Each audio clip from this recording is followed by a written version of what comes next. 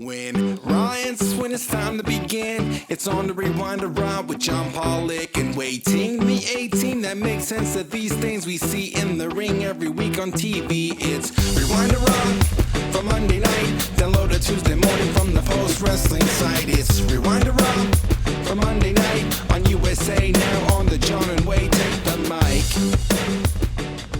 And hello, it's Rewind to Raw. John Pollock, Wai Ting with you, and Wai, this podcast, it's going to be like Vincent Van Gogh. I think there's going to be a lot of little thoughts that come together that are going to form one giant podcast by the end that will be perfect for a great listening experience on Tuesday.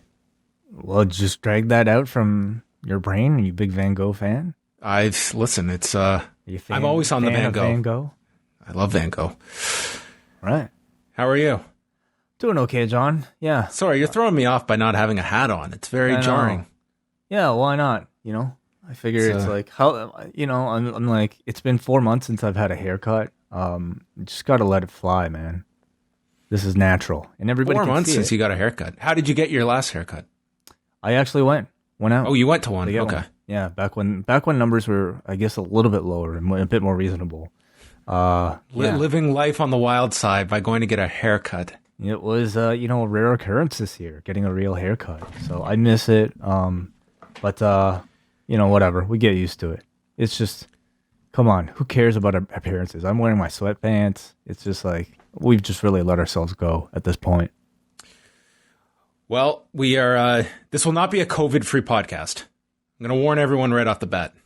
I know everyone's sick of it, but guess what? It was not a COVID-free edition of WWE Raw. So no, I mean, it was Raw. One of the more COVID, how would I phrase it? Like, acknowledging that this thing exists. Oh yeah, yeah. Like, was this the first time, seriously, that might COVID have been the first that the word COVID-19 was uttered on this show? I have to imagine it dropped in there somewhere, but I sure as hell can't think of it. At least certainly not by a performer, and not in relation to a performer, being COVID positive. I liked what they did with Drew. Like, it wasn't the most like profound speech or anything, but it was just like a nice PSA. Hey, I got it. If it can happen to me, it can happen to you. Wear your mask. Be socially distant. Like, I thought like that was more than I expected from watching, where it's almost been like when the show begins, the outside world does not exist in this program. It was the most refreshing, honest, I think, way that they've been treating this virus the entire time.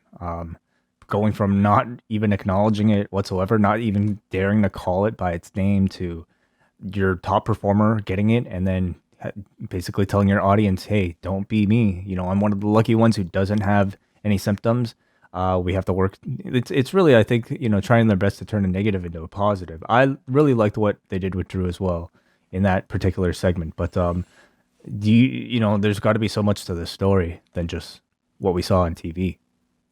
Well, yeah. I mean, we can start with the news, and that was the big thing on Monday afternoon, WWE putting out an extremely brief statement that Drew McIntyre had tested positive for COVID-19 and he was in quarantine. And that was the extent of it, and he would address the audience on Raw tonight. It was a very brief acknowledgement of it that Wai and I just recapped there, of how it was acknowledged. And that's all we know. And on the surface, you look at it and you would think, like, let's say, because we don't know a timetable of when they learned about this, but let's say the absolute latest, they found out this morning about this and got the news out right away. You would go back, and I think certainly it's, who has this person been in contact with? Now, there's always the possibility that maybe Drew feels, hey, I was around someone over the weekend. They were positive. I'm sure that's where I got it from. Okay, maybe. But at the same time, I mean, we saw him in a lot of segments last week and with a lot of people that were on tonight's show. I mean, he did a 20-minute match with Keith Lee. He did the segment with Goldberg. He did the segment with Hogan and Jimmy Hart, with Sheamus. I'm just looking at it from there. Like, what is the contact tracing protocol? And that's something we don't know. Mm-hmm, absolutely. It's definitely a big problem when you're talking about a star performer, somebody who was in multiple segments last week. Though we did, of course, see Sheamus. We saw Keith Lee on tonight's episode. Of course. And they're going ahead with the Goldberg match. I mean, they're they made that very clear that that's happening at the Rumble. Yep, we are 20 days away, something like that. Yes, 3 weeks. 3 weeks. So, he says he doesn't have any symptoms. You would assume that a man, in his physical, health would be able to make it through in time for the Rumble, and I'm sure they're confident in that as well. Yeah, and I think we should also note that Sean Ross Sapp at Fightful reported on Monday that this latest wave, I guess you can say, like it has affected people at Raw, SmackDown, AEW, Impact. We don't know numbers, but it seems like this is something where, I mean, this is going to happen every so often. And, coming out of the holidays, I can't say this is surprising news that, the world at large is feeling the effects of the holidays, and wrestlers are very much part of that. And that's, when you have roster members that hang out with one another, I can't say this is all that surprising. No, not at all. Like across the world. I mean, I think this was expected. Like very tough for people to show discipline when it comes to the holidays and families and things like that. And it's about the timetable. And wrestling, I think the wrestlers being as close as they are outside between companies, it's when there's an outbreak in one workplace, I mean, that can very easily travel to the others as well. We also had over the weekend Nick Jackson noting that he had a very bad case of COVID back in early September. If you remember, he was off TV for about a month and a half after the All Out pay-per-view. Didn't come back until around the third week of October. He said he was bedridden for 3 weeks. For 2.5 months, he couldn't taste or smell. His body broke out in hives, and it took him a while to get his cardio back. So, I mean, we look at some of these athletes that have had it and just think that, for some it'll be 2 weeks and they're healthy and they'll get through it. And, there are lingering effects to this as well. And, Nick Jackson outlining, his conditioning was greatly affected by this as well. Yeah, certainly. And, again, like we're talking about COVID affecting, very, very healthy people, very young people typically. But the bigger concern, of course, is the possible spread to people who aren't so healthy and people who aren't so lucky, people with compromised immune systems, like a Kyle O'Reilly or a Roman Reigns, or how about a Ric Flair? Or Ric Flair, who was on today's show and involved in an angle too. It's like they must really trust whatever testing that they're doing in order to feel this confident. But knowing that, like, you have an active performer from last week getting sick with this thing. Do you feel that if you were in a scenario like this way and you were getting tested every week and you're getting, or every other week, depending on where you are, where you're working for, but every week, every other week, you're getting, false test after false test, you're negative, you're around people that are also getting this, does that put you into a bit of a false sense of security that I'm getting tested every week and that I'm going to have a bit more latitude with myself, given like who I'm around? Like, I'm just looking at the fact of like all this testing that is going on.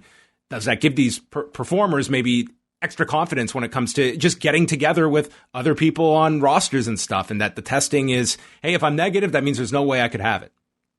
Possibly, it's, logically, I suppose if somebody got tested at work and then didn't really go anywhere but home, they would feel a sense of extra confidence. But I would hope really, people exercise maybe enough caution beyond that to know that you can catch this even if you are very careful with it. But I don't know. Part of my feeling is that regardless of whether or not people were testing, they were probably still going to get together during the holidays, unfortunately. Some other quick news and notes before we get into Raw. The long ongoing suit between Jeff Jarrett and Anthem Sports and Entertainment looks to be over. On Friday, they told a Tennessee federal judge that they have reached a settlement over this whole trademark issue, and it looks like, barring any unforeseen issues, that settlement is reached and the two sides will go their separate ways. So that this has been lingering for a long time. It looks like we finally got some finality to that ongoing suit. Is this over the GFW? Yes. Yes, stuff? this was that case that has been, prolonged just forever and just seemed to be, just kept going on and looks like, it was probably something that all this time, let's just reach a settlement and walk away from it. I didn't even know that it was still happening. Well, it was there in the background. I don't know if we'll get a WWE Untold about this one. The GFW, maybe a GFW one night stand? Listen, you could probably put out a whole chronology of Jeff Jarrett Untolds, which would be some fascinating stories about this man and his career and where he has ended up. It would be fascinating. Definitely a documentary subject. Friday Night SmackDown this past weekend did 2,120,000 viewers on Fox, 0.56 in the demo, so they were behind the programming on ABC and CBS, but they were number 3 in adults 18 to 34, up a bit from the prior week. And then in Canada, they were the number 2 sports program behind the Toronto Raptors and Sacramento Kings. They did 161,900 viewers and just over 74,000 in the 25 to 54 demo. So an average SmackDown figure as they are building up for the Royal Rumble and around this. I guess the next couple of weeks we will see, it's like the big thing on SmackDown now is this Adam Pearce story. Mm-hmm. Yeah, at least for the time being. Yeah, we'll see if that gains any sort of traction. I mean, I think it'll be interesting to see if, things pick up at all during quote unquote the road to WrestleMania. This is by the WWE standards, sort of like their playoff season. Do you think things will improve? Yeah, I think we'll get the first sign of that next week because tonight they were going against that massive Alabama-Ohio State college football national championship game. So that thing is going to be gigantic. So next week they will have a clear indication of what is Raw going to do without football competition of any sort. And I think you could expect the next couple of weeks, those numbers to be what you could expect through WrestleMania. And are they going to get the traditional, small increase that they usually get after football? But these are kind of unprecedented times where it's not your traditional WWE programming. And I think the Thunderdome has helped. But I don't know if it's one where if you were someone that at the end of the summer tuned out of wrestling or had not been watching and you've been watching football all season long and you come back, I don't know if the Thunderdome is necessarily grabbing you or not. It's certainly better than the alternative at the Performance Center, but we're still not at, I would say, ideal environments for WWE programming. It's hard to expect, any sort of artificial setting to be able to replicate the energy of a live crowd. It has been an improvement, and they're probably trying the best that they really can, with their resources. Maybe tonight sparked something. I mean, their eyes were lit up with what they had been missing in those closing minutes. Yeah. Fire clearly, I think, is a new tactic that they've been trying quite a lot. Fire draws, clearly. Yeah. Man, this was unexpected today, Wai. There's been a hole, I think, in everybody that's been following wrestling over the last year, and that has been George Barrios. Where art thou, George Barrios? Him and Michelle Wilson, a year after their removal as co-presidents of WWE, they have launched Isos Capital Management. The Isos co-founders plan to invest in businesses that fit their thesis of mega trends shaping the industry and provide value creation through brand growth, digital transformation, and globalization. Isos will target early growth and late stage media, entertainment, and sports companies and will consider a variety of investment vehicles, which I swear to God, Wai has used that line on me so many times when describing us. But this is what everyone wants. I've waited for a George Barrios quote for a year, Wai. I've missed this man. Global connectivity has unleashed unprecedented disruption. Why don't you keep count of the buzzwords? In content creation, distribution, and consumption, the COVID-19 pandemic has only accelerated these changes and requires a new strategic framework for success. Against this backdrop, Michelle and I see unique opportunities for growth and value creation across the media, entertainment, and sports, wait for it, ecosystem. That was one of his favorites. He loved his ecosystems. Ecosystem, yeah. It's a whole nother language that they're speaking almost, I'm going to say up front, okay? This company will probably have little, if anything, to do with pro wrestling. When there's an ISOS Capital Management press release or anything involving George Barrios, I will cover it. Oh, is that right? Okay. Oh yeah. Okay. I've missed this guy. It was like there's only one George Barrios out there.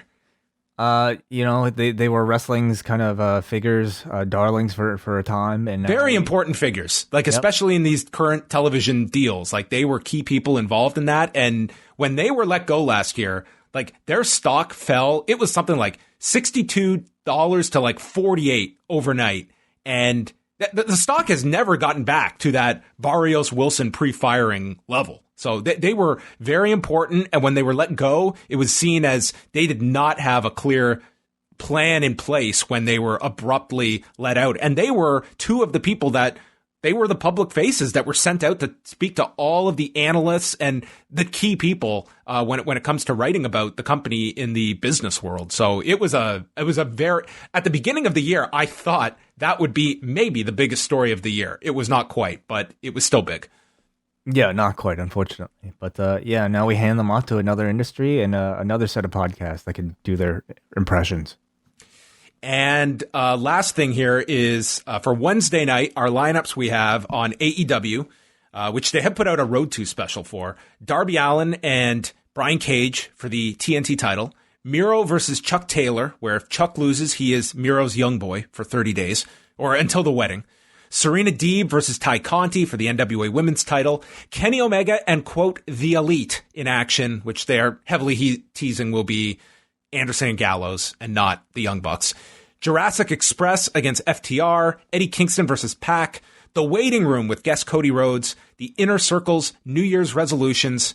And then NXT has two Dusty Rhodes Tag Team Classic opening round matches with Breezango against Adam Cole and Roderick Strong. And Ever-Rise versus the Grizzled Young Veterans.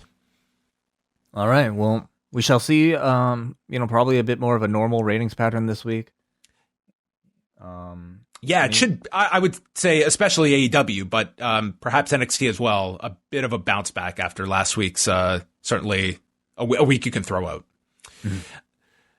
And schedule-wise, we've got our big Worst of 2020 show live Tuesday night at 8 Eastern for all members of the Post Wrestling Cafe and patrons at Up Next. You can all tune in live Tuesday night, 8 Eastern. If you're a patron, you can also download the show right afterwards, and then it will be out free on Thursday. But the panel will assemble. We've got 16 categories to go through, and that is on Tuesday night. I still have to finish my list. So do I. But that'll be, we'll get it done by tomorrow. 8 o'clock Eastern time tomorrow. Join us live, everybody, if you're a patron of the Post Wrestling Cafe. The show will be released for free into the public on Thursday. All right. And let us move on to Monday's edition of Raw from the Thunderdome. This occurred on the 28th anniversary of Raw. Oh, that was today. Okay, interesting. 28 years ago, Raw kicked off. And that means in 2 years, we'll bring back all the legends, for Raw 30. Oh boy, I can't wait. Awesome. And then they'll announce it's moving to 4 hours.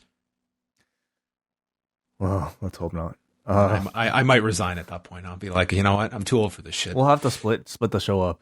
I'll do we'll break it up into hour blocks. They recapped Legends Night and all built around Orton dressing down the legends. So out comes the sheriff to start the show, Triple H. He is immediately interrupted by Randy, and he says, look, the office decided to show up tonight because Drew McIntyre couldn't. That baby got COVID, can't show up.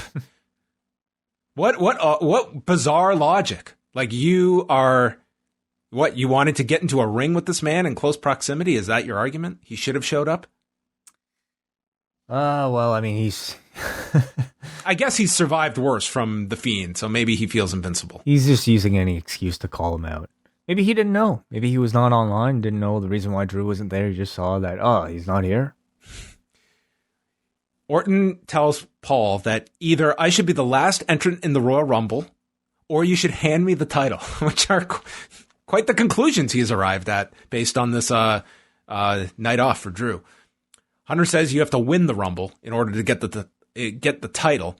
Hunter's been watching him the past year. The old Randy has come back. Everyone was questioning if you went too far. Not me. When you lit that match, Hunter was proud of him that he lit the casket on fire and lit Bray on fire. I would have done the same thing. These two men bonded over murder. But the line that was crossed was kicking legends in the head. That is just, by lighting a man on fire, that's one thing. Concussions in this day and age, not cool, dude. Isn't the man like 3 months late? 6 months late? Dude, this was an extreme delayed reaction. It's been months since he's punted a guy. You do feel, obviously this was everything here came in very much at the last minute, and you had to position Hunter as sort of a defender of the legends, and kicking people in the head was really the last thing Randy did that was all that bad. Yeah, no one cares about the night vision goggles attack. Like, that was brushed over by Flair last week. It wasn't brought up here. Like, that didn't register, I guess. It was like, okay. I don't think they want us to remember that. Well, I didn't want to have to live through it in foresight. So he says, attacking legends that paved the way, that doesn't make you a legend. That makes you a no-good prick. So Orton challenges him to fight. Hunter notes, I have no benefit from fighting you, so he turns it down. And then Orton reached into his purse to take out an insult from a year and a half ago and asked if Hunter was able to retrieve his balls from Stephanie's purse. Did he say that a year ago? He used this insult before. One of these two used it on each other. They must clearly love this idea of testicles in Stephanie's purse. Yeah. So this was enough to make Hunter change his thinking about this. There was now something to his benefit. So he got into the ring and drilled Randy, sent him to the floor, and Orton assumes the fight's on, but the announcers note he never said yes. Yes, so you should stay and wait to see. Yeah. I was glued. So, yes, Hunter's balls made it into the Thunderdome, and they will represent him in this fight against Randy later tonight. What was Hunter supposed to announce here? Yeah, they said he was here as an official. I don't know. Why did he come down to the ring earlier? Maybe he was going to announce, maybe he was going to promote NXT for once on Raw. Yeah. This was probably a very last minute thing. This was supposed to be Orton versus Drew McIntyre on the show.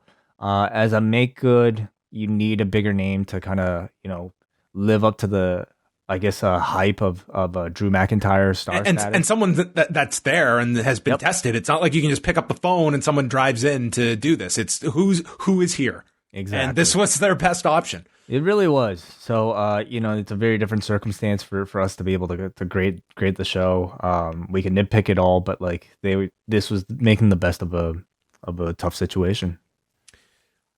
They recapped last week and tried to make sense of this Ric Flair, Charlotte Flair storyline. Oh, man. Where Peyton Royce pinned Charlotte.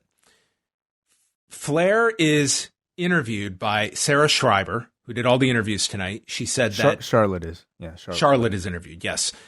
She said that Evans isn't the first woman to hit on her dad and won't be the last. And she loves her dad. It was just the heat of the moment. And she doesn't know why in 2021 here on Raw, she is being asked about her dad. Like, dude, did you not live through last week? And then she says and makes it very clear, he's at home. He's at home. Yeah. Maybe he snuck out by himself, caught an Uber, got to the arena. Can you imagine, he hid from Charlotte all day and probably yesterday? That's kind of the story that they're telling. I mean, wasn't please, just, I hope you can explain what story they're telling, because I was lost.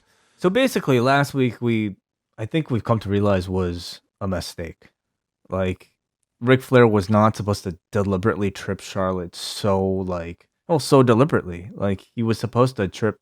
He was supposed to have They showed the replay where he is facing Charlotte. Like, he doesn't have the back turn. There's no subtlety to it. The spot was supposed to be him accidentally getting Charlotte, even though he was trying to get Peyton. But when you look at the replay, he was very clearly looking and deliberately tripping Charlotte. So they really had no choice but to go with that story, like of Flair now intentionally turning on Charlotte, which in any other time would be a major angle, like a father turning on his daughter. Dude, it's too wacky to possibly comprehend, and it's out of nowhere.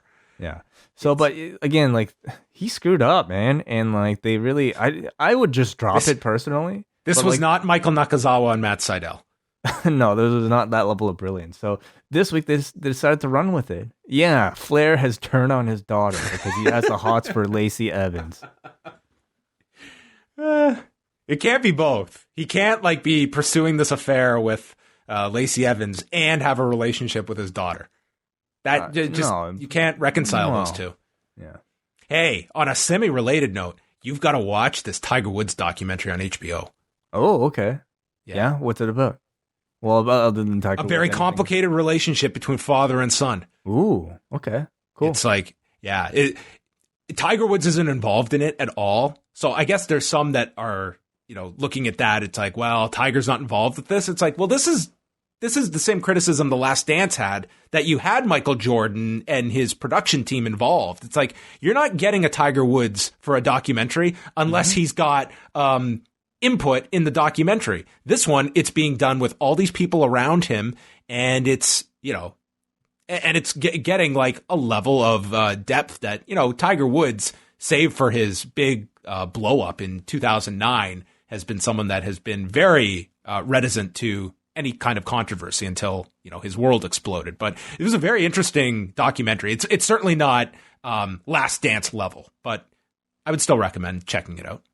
I will add that to the list. Thank you. Yeah. It's the better, it's a Tiger documentary that I will recommend. A better Tiger documentary than the one from last year. Yes. So where are we? Then Charlotte goes out for the match, and Schreiber interviews Lacey next. She didn't flirt with anyone that didn't want to be flirted with. Rick is a handsome, powerful, charming man and dedicates this match to the Nature Boy, not Buddy Rogers, and blows a kiss to the camera. So that is our story. Before the match, we get the update from Drew McIntyre confirming he has COVID. He has no symptoms, but this should not be taken lightly, and tells people to wear their masks and to be socially distant. And then we'd hear from him later. If this was anybody but their WWE champion, do you think that we would get something like this? I have to say no, because nobody else has done this on WWE programming. Yeah, like AJ Styles tested positive, and I mean, like, we've had some people talk about it privately online, like not privately, but not on WWE programming. Like, this was one where, they felt like they needed to do this. I'm glad they did. I don't think there's a negative stigma with having COVID, but it ultimately is going to be the performer that has to sign off on that. But I don't see any reason not to. Yeah. And, I imagine like maybe this type of news with him being away for who knows how long, like, might have eventually made its way out there anyway. And I definitely think it looks better for the company to just, announce it themselves than to have it come out again later through other sources. It's also, I think, when you are transparent in this particular situation, it's a case where, God forbid there's any kind of, issue with Drew, and they don't have to play these games about trying to promote a match and then they can't deliver it. I mean, people know what the deal is, and, the match is secondary. It's not important. It's, this guy is dealing with COVID. Hopefully he's fine. He's, his 2 weeks are up and then he can return. But if not, then fine. He's off and everyone knows what the deal is. Mm-hmm. Charlotte Flair versus Lacey Evans. Samoa Joe, with his fine analysis, says, when you grow up the daughter of Ric Flair, there are many an amorous woman that show up on your doorstep. Yeah, sure. What a bizarre What a bizarre life to live, that there may be random women showing up at your doorstep because of your father. I mean, that's Ric Flair, isn't it? At least the Ric Flair character. It's Ric Flair. So there's a head scissors by Flair. She flips Lacey all over the place. And then Ric's music plays. Guys, Ric was not at home. He comes out. Dude, this guy just was looking like he was on cloud 9 coming out on Raw. This set up the commercial. We come back. Lacey is doing the strut and is booted by Flair out of the corner and then sent to the floor. In the ring, Flair hits this natural selection that did not come close to hitting. She ducks a women's right as Flair is talking to her father and tells Ric to go home. And I guess they were getting set to go home because then she hooked Charlotte's leg on this suplex. Ric grabbed Charlotte's leg on the suplex and then held the leg down as Lacey pinned Charlotte in 12-27. Evan celebrates with Ric and leaves with him. And first of all, this match, I thought that Charlotte had to slow down so much for Lacey. I thought the timing was really off here for a Charlotte match. The natural selection looked very bad. I did not think this was a very good match. I thought it was just whatever. It wasn't all that dramatic to begin with. But you also had a spot where Ric had to put Lacey's boot up for the rope break. Oh, that's right. We had her she had to put Lacey's foot onto the bottom rope to break up the pinfall. This was after that natural selection. Yeah, I would say all in all, I think all things considered, this whole thing was pretty bad. Seeing this week in execution, I think there was a real clear problem that carried on from last week to this week. And it's not really so much the wrestling, it's that Ric Flair is unfortunately way too slow to play a convincing, cheating heel manager. Just seeing him try to get that boot up onto the rope felt like way too slow to be believable. Him waiting for Charlotte to trip on the suplex and holding her foot down, even all of that felt incredibly fake. Felt like they were, everybody, including the referee, seemed like they were working towards Ric's limitations, and I really just don't think it's worth including Flair, especially under the circumstances, for a story like this. This is just bad. I didn't think this was good at all. Backstage, Lacey is with Ric and says she'll change at the hotel. Yeah. All right.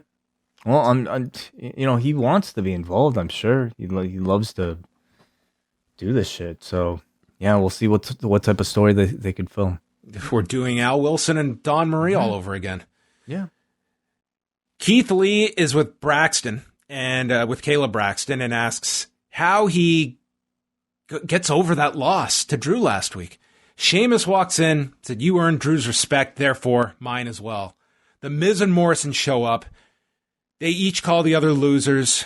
And then, have you seen the movie Dumb and Dumber? Yeah, but which one is dumber? As they point to Miz and Morrison. Then Miz and Morrison talk about their New Year's resolutions. Keith Lee accepts a tag match. And then they bring up the last time Lee and Sheamus teamed together. It ended with Sheamus hitting Lee with a brogue kick. So we're going to have partners together that might not be on the same page. Maybe. Or they could be on the same page, yeah. We'll find out. This is remarkably similar to Falcon and Winter Soldier teaming up, they're both Captain America's friends, but they hate each other at first. Now they got a TV show together. Okay, who are Miz and Morrison? Ooh. I don't know. I don't know if they would make the MCU. I'm up to Sasha Banks' introduction now on The Mandalorian. Wow, you really blasted through this whole thing. I have, yeah. I'm almost midway through season 2. Cool. Your thoughts? I like it. I'm not one that is going to say I'm in love with it. I'm enjoying it. I'm enjoying it. Cool. Elias and Jaxson Ryker come out. Elias injured his thumb recording his music. He has a blister. So Ryker will replace him against Jeff Hardy. He gave the microphone to Jaxson Ryker. He will do whatever it takes to prove his allegiance to Elias. I am inspired to destroy. Well, he was inspired to have a 49-second match with Jeff Hardy where Elias was on commentary. Jeff went for a swanton. Elias distracted him. Jaxson rolled him up and pinned him, grabbing Jeff's jeans in 49 seconds. It was really a textbook WWE TV finish, a schoolboy distraction. What about that promo from Jaxson Ryker? He's inspired to destroy. Yeah, interesting wording, certainly from the Trump supporter. Oh, I didn't even, yeah, weird. But anyway, Jeff Hardy here takes the loss and basically says wins and losses don't matter and moves on from the segment. He's happy to be here. He's already won. Oh, that's the other guy. Hardy then challenges Elias and by goading him says, people will think you're afraid that the audience will know Jaxson Ryker is better. And Elias was like, fuck no, Jaxson Ryker is not better than me. So Elias instructs Jaxson not to interfere as he returns to the ring, and we get an impromptu match with Jeff and Elias. It was like a wink, wink, don't interfere, okay? That type of thing. Elaborate storytelling. Elias pulls him down by his towel that's coming out of his pants. There's a flying knee from Elias. Hardy gets up, hits a twist of fate, climbs up, swanton, and he pins him in 352. Elias is pissed that Ryker didn't get involved, and Ryker, auditioning for his Academy Award, gets in. You told me not to help. Yeah. So we have two guys that are not on the same page. Yeah, I guess so. I mean, well, listen, John, this is drama here. We need drama. We can't just have everybody get along. We have no one getting along, though. We don't have partners who like each other. Come on. Sheamus and Keith Lee hate each other. Elias and Ryker don't get along. Yeah. Baszler and Nia Jax don't get along. Listen, the world is now. Look at this. The world is built on conflict. All right. This is just the way things are. Everyone's divisive. Okay. Yeah, but we have Jeff Hardy here. I guess he ends the day at 500. He lost to Jaxson Ryker, but he beats Elias. It was okay. I'm reminded partway through this match that this was the guy who accused him of running him over. We still don't. What happened? What happened to that? The redhead is still at large. Exactly. We still don't know who did it. So that's still lingering. There was a whole backstory to this match. Well, they did close that feud. They did. Oh, right. The electrocution kind of ended that. The Symphony of Destruction. Correct.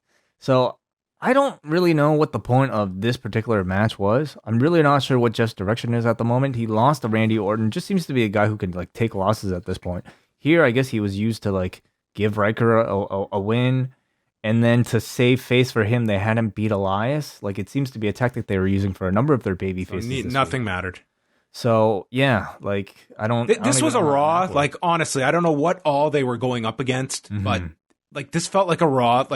Let's just get through this show. Oh, absolutely. Fill it up. We had 10 matches on this show. It's very little consequence. 10 matches on the show with a number of repeat performers. So what is that? Dude, we had 4 people do double duty on this show. Yeah. So that tells you that something was, crazy behind the scenes and that they just needed to fill these 3 hours. So who knows what that was, but this match certainly felt like a time fill. They recapped Reigns and Adam Pearce from SmackDown. For the promo this week, it's built around Reigns and Adam Pearce. Sheamus and Keith Lee against Miz and Morrison. They let Keith Lee showcase his power, especially early when he military pressed Morrison onto Miz on the floor. And then Morrison's in the corner. Keith Lee launches at him and tackles him, causing the top rope to fall down. And Keith Lee was so impressed by this. And we set up the commercial, came back, and it was all fixed up. And this just seemed like a spot to send you to commercial to showcase his power. It was okay. This week, it felt like they were making a lot of creative effort to give us reasons to take commercial breaks again. Whether it be guys. Ric Flair's not at home. I Okay, I guess. Or guys like losing matches and then challenging the manager like to fit in a commercial break. I can't beat the real threat. Maybe I'll take on the weak link. Yeah, pretty much it. Like that's the babyface story for the Hardy Bros this week. It was a cool spot here breaking the turnbuckle. I kind of wanted to see them continue the match without the top rope. It actually made it interesting. So I was a little bit disappointed when they came back and they pretty much just kind of ignored it. Miz and Morrison took over. They had control of Sheamus for a while. They double-teamed him until Miz ran into an Irish curse, and then Lee got the big hot tag, avalanches to both, and then he swatted Morrison coming off the middle rope in midair. And as Keith Lee is getting set to win the match, Sheamus tags in to steal the glory with a brogue kick, pinning John Morrison in 12:52. But the two hug, and they laugh, and they appear to be buddies. Okay, happy ending. Yeah, for once, I mean, partners who can get along. Yeah, perfect. I wonder how they'll follow up on this. This is a great moment at the end. A friendship was born out of this victory. Yeah. So Sarah Schreiber goes back. She's with Paul Levesque. He came here as an official, not to fight. Though, to Wai's point, he never brought up what his official business was here tonight. He said Orton can't get how the legends paved the way, so he's accepted this fight on behalf of every legend. I'm doing this for Tatanka. I would have rather seen a show built around Randy and Tatanka tonight. That would have been awesome. Oh, that would be amazing. Boogeyman, like, who else was in that crop? Oh, the legend Alicia Fox. Yes. Maybe they could have got Carlito this week. Yeah. Redo their classic Unforgiven 2006 contest. I mean, lots of ways. So after this interview, I swear to God, I rewound because I was like, I missed something. We're in the ring. Lee and Sheamus are at each other's throats, and the bell rings, and they're having a heated match. What the hell happened? I have no clue.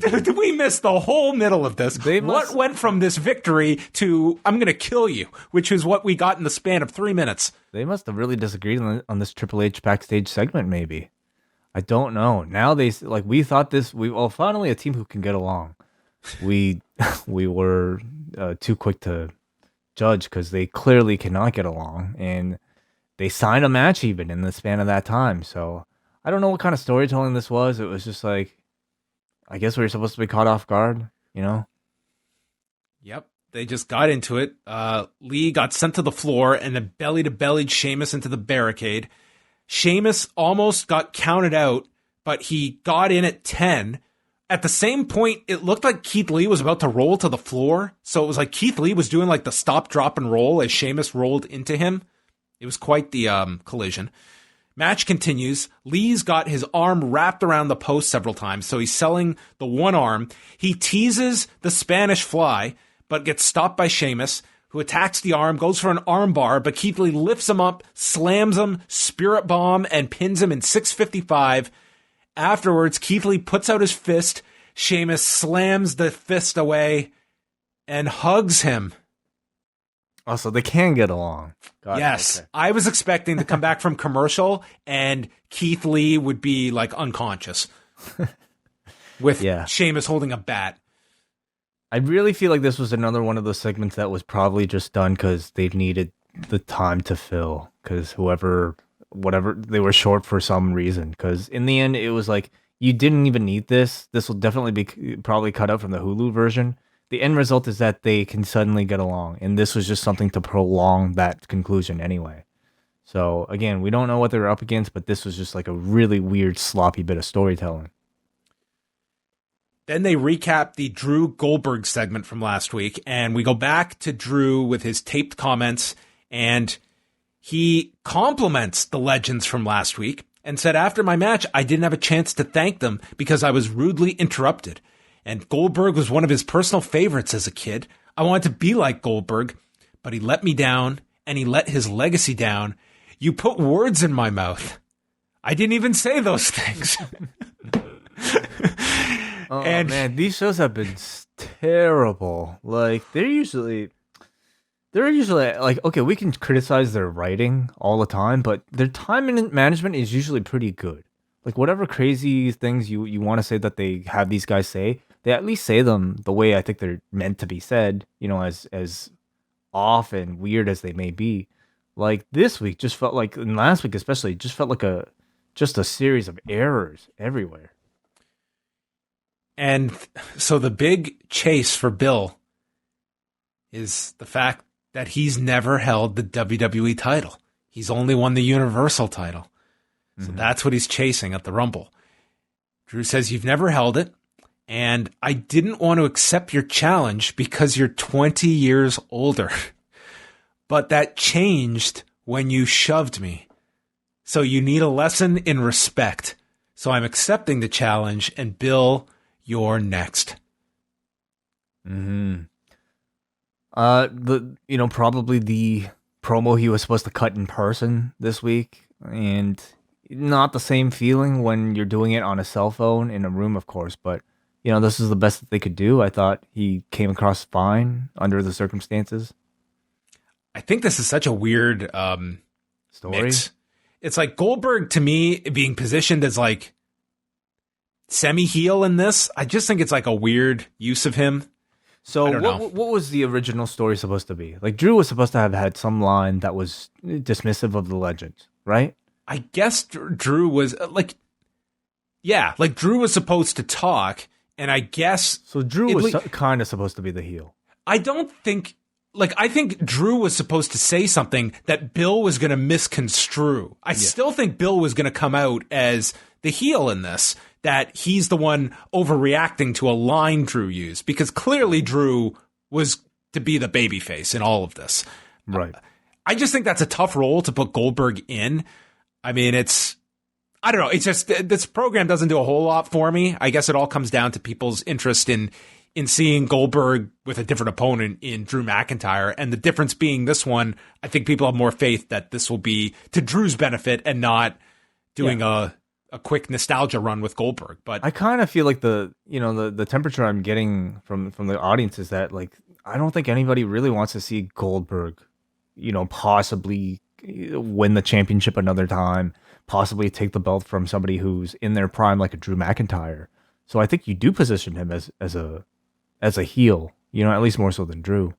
It seems like the only options on Raw, like, God, their baby faces that they've built, like Riddle and Jeff Hardy, they've been terrible. It's like your option was Sheamus. Like, that seemed to be the only other option. So it was Sheamus or Goldberg. They decided to go this alternate route with Goldberg. Mm-hmm. Riddle is in the back talking to two people off camera that we can't see, and he compares winning the U.S. title tonight to going to your favorite pizza place and getting all the different types of cheese. The Lucha House Party are the ones listening, and he has to explain that this is a metaphor for winning the title. Lucha House Party says they can't stand the Hurt Business. They fight dirty. So they tell Riddle to watch his back. Riddle breaks it down and explains how it's impossible to watch your back, and ends it with the farewell of, thanks, brochachos. I swear to God, like, his character is from New Jersey. He is Brandon. Really? I guess that's where they're going. Maybe, but not, like, maybe if you, in scripting, maybe. There's a lot less laughing, for sure. I think Riddle is way more annoying than Brandon can ever hope to be. Like, this Riddle character is just so obnoxious, and not in an endearing way at all. Like, he's Ashton Kutcher, like, at his worst. Like, peak 2000s, like, trucker cap Ashton Kutcher, which is just unbearable. Well, this would follow with a tremendous utilization of Riddle in his match. Xavier Woods versus T-Bar. Okay. There's been a long line of promos, but I think Dominic has officially handed over the mantle to my new favorite, T-Bar. We got an inset promo of T-Bar stating that the power of positivity will be Xavier's undoing. I'm positive that I will twist your body into the shape of your trombone, but the music it makes will be the sound of your breaking spirit and your broken bones. I don't know. I kind of get a kick out of him. Like, they're clearly... It's so campy and comical with the delivery of the voice he's doing. I feel so bad for this performer that's got to try and make this work. My saving grace is that they can one day take this guy's mask off and hopefully it's a hard reset. But this is brutal. I think that's the point. Like, I think they're trying to be so different from their usual selves that you'll probably forget about them completely. They might not even acknowledge that this ever existed. They'll just wake up from the stream and he'll be Dijak again. But like, I think they're clearly just like taking the piss out of this very campy 80s gimmick. Like, they're just kind of definitely bordering on comedy. Like, they know they're kind of embracing that. I mean. They could honestly go, like, if there was that outlet for them, they could go the Dark Order route, and I think but I mean they need to at this point. I mean, there's no making this a serious threat whatsoever. Look at their names. The unfortunate part of that way, though, is that in WWE, once you go that route, it's like the ceiling is 24/7. Like, there's not an upper trajectory once you're labeled as that. Yeah. So it's not like it's like this savior for them to just embrace the comedy either. I feel then they'd just be running around the Thunderdome after R-Truth. It's true. It's unfortunate. I mean, you saw it with like they did this with the Ascension. You know, they tried to make them serious. It wasn't working, so you turned them comedy. They tried it with the Viking Raiders, and look at those skits, which we'll probably talk about tomorrow. Anytime things fail, you go the comedy route, and they might get over, but you know, they won't be taken as serious threats. I maybe not anytime soon. So it's Xavier Woods and T-Bar, and off the top, they state that Kofi Kingston recently suffered a broken jaw in a match with the Hurt Business. And I haven't heard any more on this, but there was, right after the TLC match that they had, Kofi did post a picture of like losing teeth, but he did do matches afterward. He wrestled last week. So I don't know. I mean, this sounds like there's no reason to doubt this because there was no storyline attached to this. They just said he has a broken jaw. So if that's the case, hopefully he's not out for too long, but that doesn't sound fun. Not at all. No. T-Bar levels him with this huge clothesline. He's beating him down, and then Woods tries to fight back using a jawbreaker, and then uses chops, missile drop kick. Retribution distracts. Woods gets his arm snapped, and then gets hit with the eyes wide shut. Is that what he's calling it right now? Yes. Or is it something else? Yes. You no longer feast your eyes. You just shut them. Eyes completely. Wide shut. Okay, interesting. All right. 4:55. No, it was fine. I mean, T-Bar wins. You know, we don't know how long Kofi would be away for, but perhaps this is just setting up Kofi's return, or Ricochet is supposed to still be around. He's still telling a story with Retribution. Maybe you pair him and Xavier Woods up for a few weeks. Maybe. I mean, sure, they could do something. They could lose together. That would be, come together. Like we're a combined 0-5 now against them. So let's do this. Orton's in the back. He notes how far he goes back with Hunter. And then he said, at one time, Hunter knew me more than I knew myself. Okay. That's pretty significant. He embraces his hatred so that he can direct it at someone else. Bobby Lashley and Riddle for the United States title. If the goal of this was at the end that you were just begging for Riddle to get his shot again at Bobby Lashley, I don't know if this was the route towards it. Lashley charges at him before the bell, and he attacks Riddle repeatedly, but Riddle wants to fight. He valiantly goes through. He's bleeding from the mouth. He is able to send Lashley into the post, and then knees him off of the apron, goes for a floating bro off the middle rope to the floor, but then in the ring, Lashley catches him, dumps him awkwardly, and applies the Hurt Lock, and Riddle's fighting it, and he's fighting it, but then he says, you know what? I'm not getting out of this. Taps out in 1:58. It's like, okay, that was quite the finality here. And then he gets on the mic, says, hey, I can't beat Lashley tonight. Maybe I can beat you, MVP. And MVP, who's in his suit, decides, yeah, sure, why not? It's only Matt Riddle. It's really tough to be a Matt Riddle fan over the past 2 weeks. You know, first the man taps and then wins by cheating. Taps again this week. He's really annoying backstage. And even when he loses, he's such a sore loser. He's like, this is total heel tactics, you know? Like, he just won't let it go. Wait, we are going to have a company of heels at the end. Maybe that's just going to be the end. Like, we won't book baby faces anymore. Because they don't know how. It's a very small island of baby faces that are popular these days in this company. So we get the impromptu match. MVP works in his clothes. Riddle hits a PK to Lashley off the apron, and then a floating bro to MVP, but nothing happens because Lashley just gets into the ring and spears him. So we get a DQ in a minute 21. Riddle gets beaten down, and then MVP kicks a field goal with Matt Riddle's ribs. And that's how we ended the segment. If at the end of this, you're supposed to want to see Matt Riddle against either of these two, this greatly failed. I'm guessing it's a transition to Riddle versus MVP. I suppose, you know, because he can't beat the guy for the title, so he's going out to the manager. That's sort of the big triumphant win that Riddle is after. Of course, it can also be something with the Hardy Bros as well. Although, yeah, dude, maybe that's what Lashley beat Hardy like 3 weeks in a row. Well, he hasn't faced them together. They're definitely not at Lashley's difficulty level. Like maybe they just need to, you know, go to like medium difficulty against MVP. Mm-hmm. Baffling. They recapped Adam Pearce winning the gauntlet, and AJ's talking to Adam Pearce about the possibility that they could face off at WrestleMania. Maybe.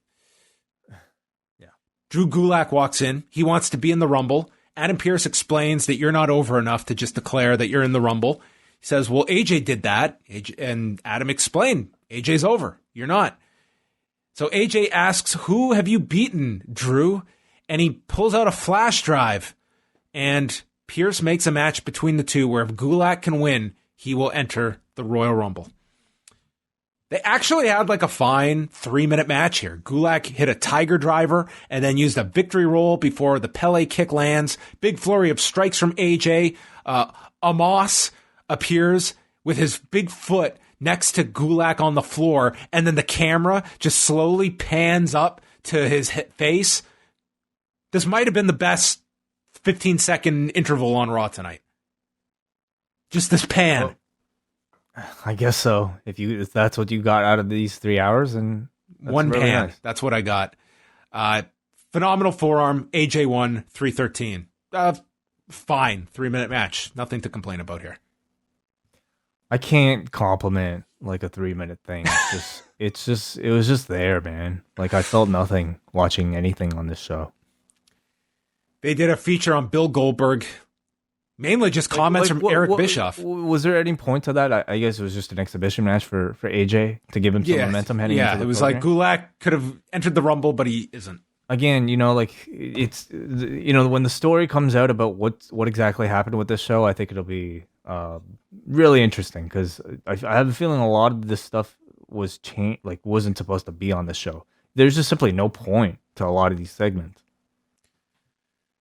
Goldberg feature going through his WCW run, his multiple WWE runs, and winning the Universal title. Hunter is in the back. He is now morphed from Paul to Hunter. We are able to tell this because he has now put on a Motorhead shirt. Because when you put on your band shirt, you turn back the clock 20 years. And he's got his jeans and leather jacket. Keith Lee comes in. He says, you've done a lot for me. Let me do something for you. I'll take care of Randy. But Hunter says, no, Keith. I made this mess. I've got to clean it up. So what was the point of this segment? Hunter's got his balls. Right. Yeah.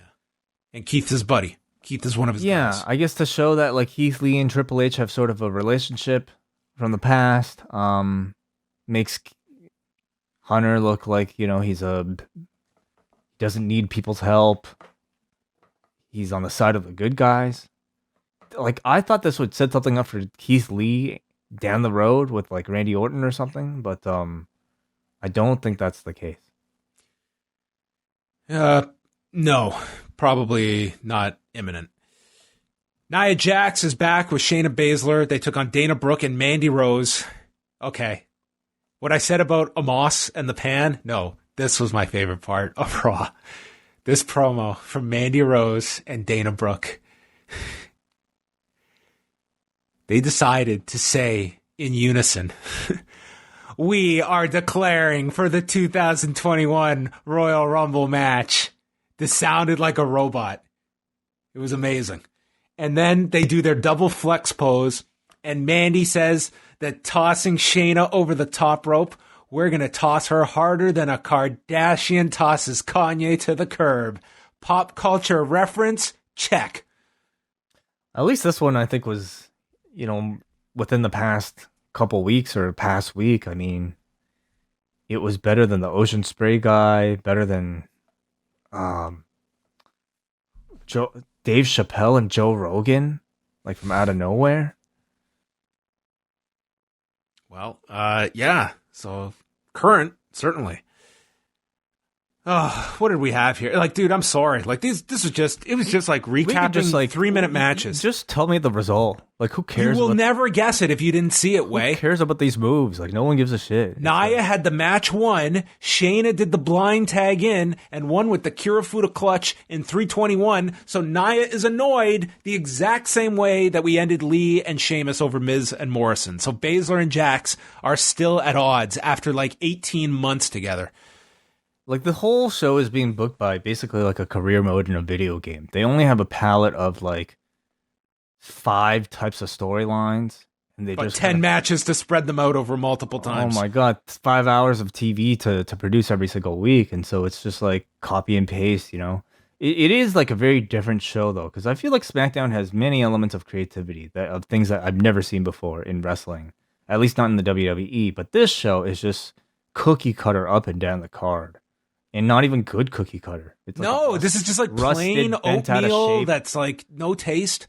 Yeah. Hunter and Orton come out. They start their fight with 6 minutes to go. In this record amount of time, they were able, like, Orton sliced open his cheek and got blood all over Hunter's eye, or over his head. Thumb to the eye. Hunter pulls out the sledgehammer. The light short circuit. I didn't know if this was maybe just Tropicana Field in its regular state. No, it was a sign for the Fiend, because then the sledgehammer engulfs in flames. But then the lights go out, including the flames. So it's dark. The spotlight shows up on Randy. Hunter has gone into the abyss, not Chris Parks. And suddenly Alexa Bliss is in the corner, holds up her hand that reads pain, and shoots a fireball in honor of Ed Farhat right into Randy's face. And man, they used that Weekend song too early at WrestleMania, because that is the song we needed to end, because Randy Orton was blinded by the light. Oh, very nice. I thought it was the other one about his face.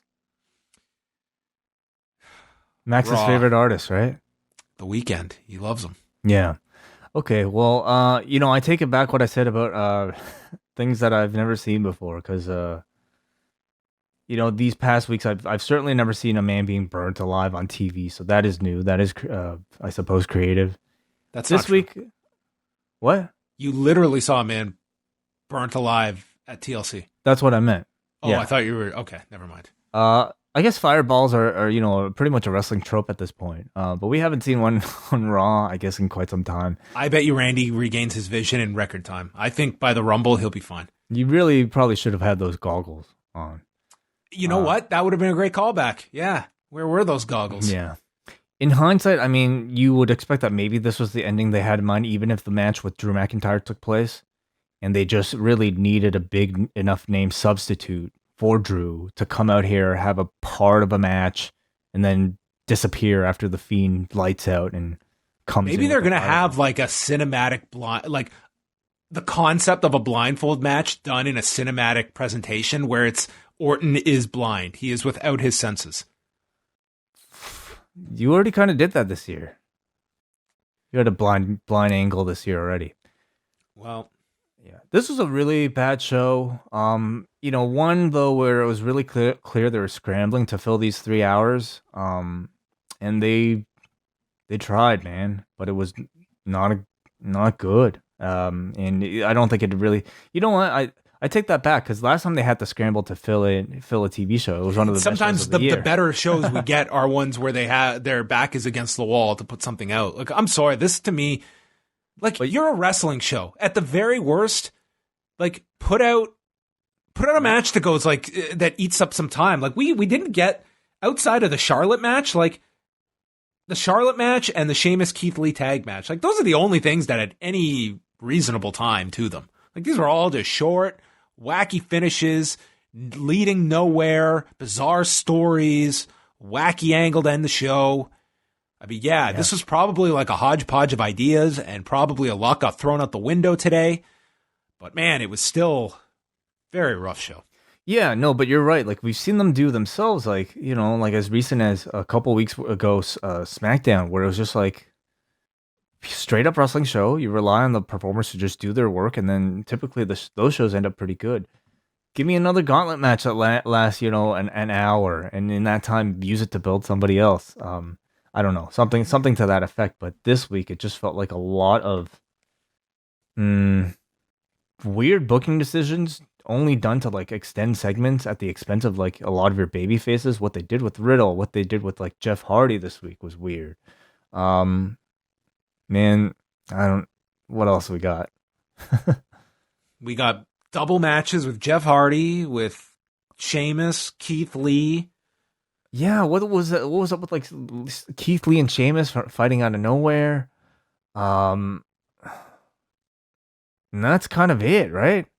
Dude, the Riddle stuff. The Ric Flair stuff is weird. Like, up and down this card, it's just a weird show. And of course, like, I thought by Charlotte standards, I thought a really poor match with Lacey Evans. I feel like this wasn't a good show. It just wasn't a good show. Like, you know, whatever factors you're dealing with, at the end of the day, it's, you know, the audience is the audience. This is the product that they got tonight.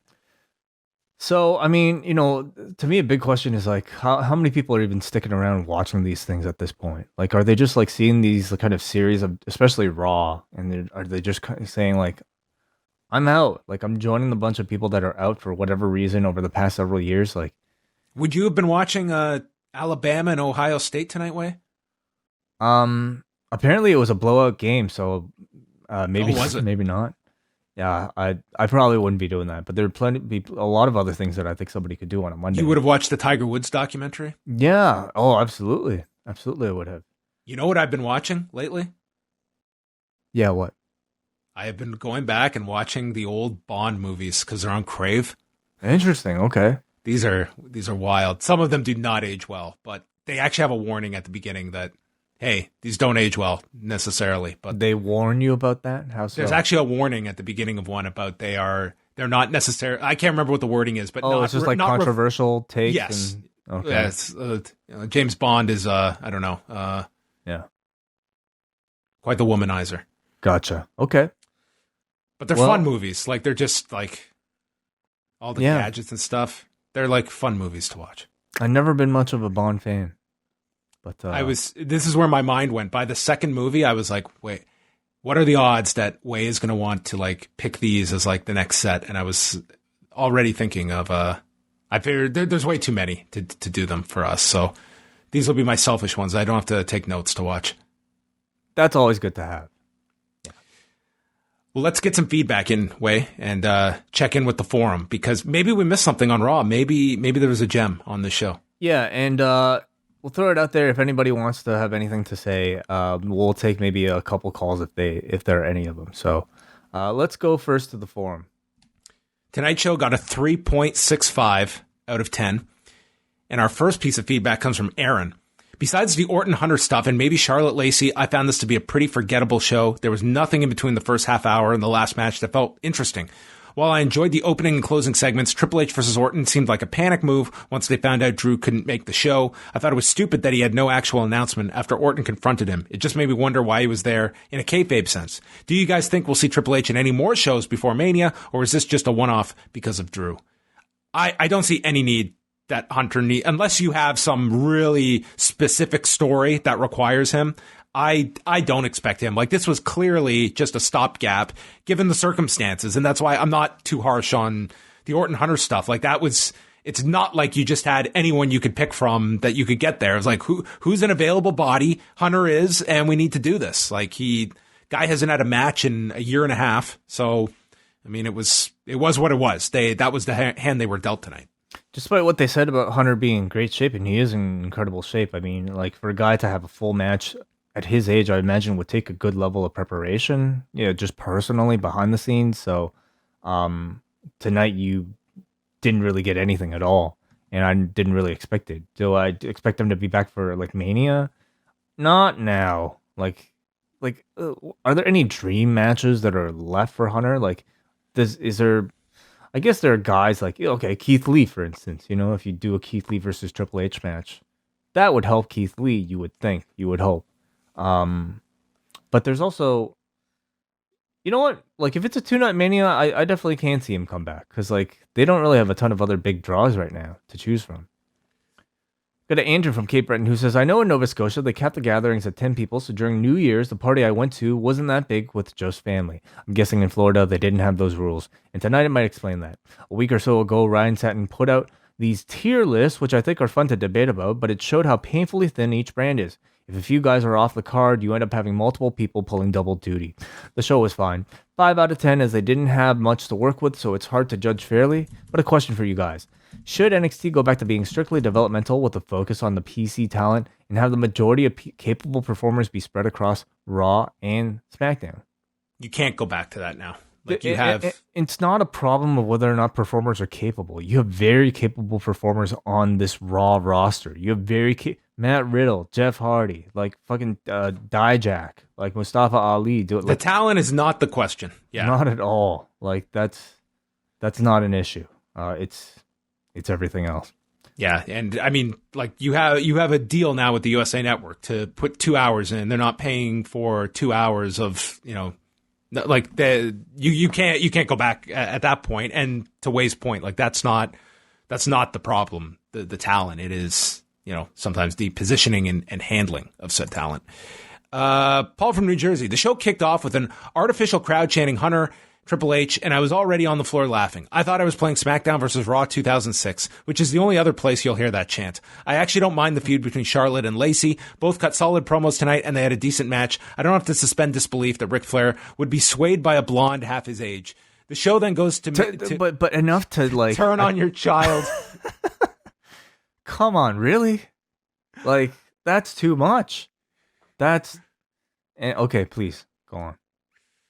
I don't have to suspend disbelief that Ric Flair would be swayed by a blonde half his age. The show then goes to mid-card hell and dies a death for me. I have no time for acts like Elias, Riddle, and Retribution. The main event scene is flourishing in WWE, but the middle of the card needs serious work. I can't make it through 3 hours of Raw anymore. Is the main event flourishing in WWE? As of now, we've got Goldberg and Drew, and then Raw sucks, but I think like on Smack, well, maybe he's referring to Roman. Like Drew in and of itself is like you have bright pieces, spot. But I wouldn't say like it's necessarily thriving. Flourishing might not be the word. Yeah. He adds here, Peyton Royce pinned Bayley at Survivor Series and then off TV for 3 weeks. Peyton Royce pinned Charlotte last week and is nowhere to be found. Why even give these victories if you're going to do nothing with them? People are saying that Triple H chant was pulled from a video game. So, yeah, maybe that's what Paul was referring to and what Kevin in the chat room is referring to. Kate says, I'm starting to feel like there's an alarm somewhere in WWE headquarters that says, in case of emergency, bring in Triple H. He brought NXT talent in to save SmackDown when the company had their superstars stranded in Saudi Arabia. He got stuck with hosting duties on the show that aired 2 days after the COVID lockdown started. I thought he did a decent job tonight, all things considered, but it really smacked of desperation.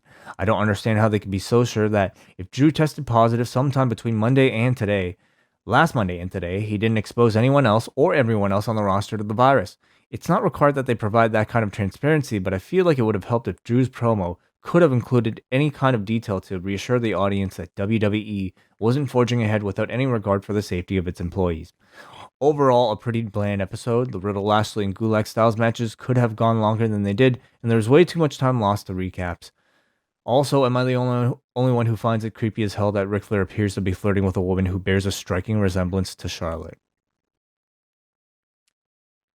Well, there's plenty to the story that I don't think is all that great.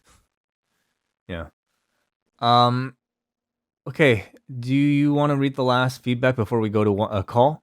Yeah, let's do this last piece here. Alexander from Portland. I've been liking Lashley's U.S. title run and not liking no first name Riddle. So seeing Riddle tap out tonight was fun, but I felt like I wasn't supposed to like it. If WWE is actually trying to make Riddle a babyface, they're doing a terrible job. He feels more suited for the 24/7 title. Jaxson Ryker wrestling was the opposite of a treat, but at least I learned how to spell his name correctly tonight. On a positive note, Randy Orton has consistently been in the most noteworthy segments over the past few months, and tonight was no different. I don't know where his feud with The Fiend is going, but I'm fired up for it. Forgettable show, 3 out of 10. Do you think Goldberg and Drew goes less than 5 minutes? I said less than 10. Yeah, I'm guessing... And maybe closer to 5. Close to 5, a little bit over 5. Let's close the show off here with Hansi. What's going on, guys? I wish I had more to say about a shitty show.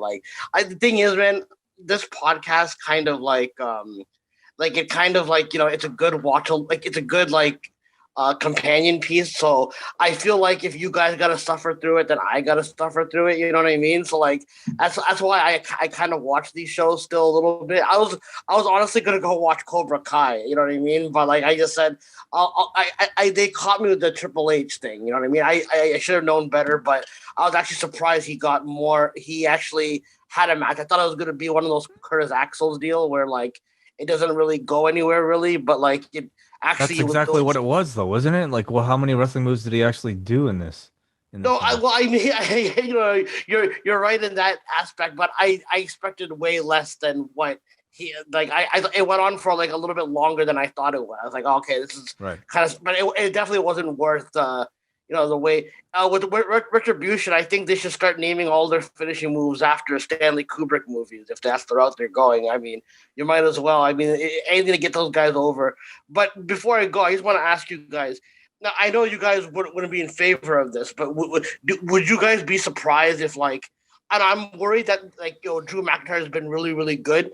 But do you guys think WWE, because to make Goldberg a good guy, do you think they'll turn Drew back to being a heel because the way they set the feud up? No?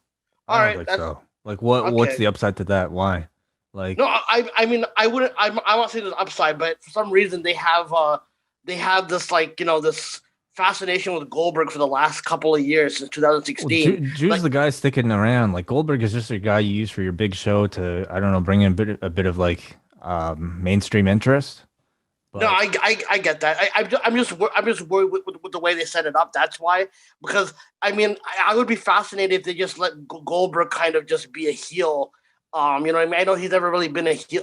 He has been a heel before, but I mean, in this day and age, because he came across more heelish than Drew McIntyre did. We've barely seen anything from Goldberg yet, though. So I think it's he might be kind of like John said. I think his character will be more being misconstruing Drew's words, but ultimately kind of himself still being a babyface.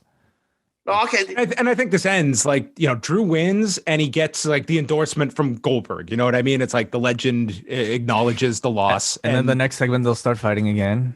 Exactly. Yeah. Then we'll come back from commercial and there they go. They're going at it. Before I go, that I have to say, as someone who's bipolar, that was one of the most bipolar segments I've ever seen in my life. I honestly didn't know. I thought I went away for a minute. I'm like, wait a minute, weren't they guys just celebrating? And then they just kind of, it's whatever though. But listen, guys, I'm looking forward to the Worst Of show tomorrow, and I'll definitely be in the Zoom chat for that, man. I think those are your best shows, whatever. I know people are gonna get mad that you guys are negative, whatever, but I look forward to the Worst Of shows more than the Best Of shows. They should get mad at us if we're too positive, if we're not negative enough. So yeah, we'll be. Thank you, Hansi, for the call, by the way. No problem. Yeah, we'll be talking to a lot of you guys hopefully tomorrow from the Post Wrestling Cafe. Again, 8:00 Tuesday. It's the Worst Of, and available to all patrons. We'll be taking some of your phone calls throughout the night to join the chat room and just basically release with us the horrors, the terrible wrestling of 2020. Yes, we'll be live Tuesday at 8, and then Wednesday night for our double Ice Cap and 8 Eastern.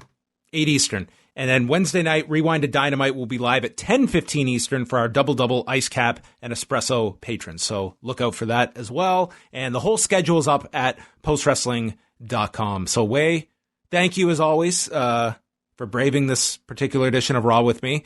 That is it. We're now moving on, and then we get into all the worst on Tuesday night.